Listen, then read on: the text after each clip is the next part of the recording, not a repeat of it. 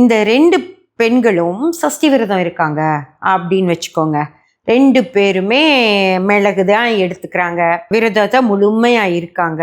அந்த நேரத்துல கந்த சஷ்டி கவசம், திருப்புகழ், வேல்மாறல், எல்லா முருக மந்திரங்களையும் பாராயணம் பண்ணி பண்ணி பண்ணி அவங்க அப்படி உருகி முருகர்கிட்ட இந்த வரத்தை கேட்குறாங்க. என்ன வரம் கேட்குறாங்க?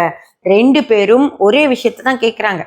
என் கணவரை எனக்கு மீட்டு கொடு அப்படின்னு. 2 பேருமே உன் கணக்குப்படி 2 பேரும் சட்டப்படி இல்லை, கோயிலில் வச்சு தாலி கட்டின மனைவிகள் தான். 2 பேருமே தாலி கட்டிக்கிட்ட மனைவிகள். இப்போ 2 பெண்களுமே, ஏன்னா காந்தர்வ மனத்தையெல்லாம் ஏற்றுக்கிட்டு இருக்கு அந்த ஆன்மீக உலகம். ஸோ இது காந்தர்வ திருமணம் அப்படின்னு வச்சுக்கலாம், சட்டப்படி தான் இல்லை. இப்போ 2 பேருமே கேட்குறாங்க, என் கணவரை எனக்கு கொடுன்னு விரதம் இருந்து கேட்குறாங்க.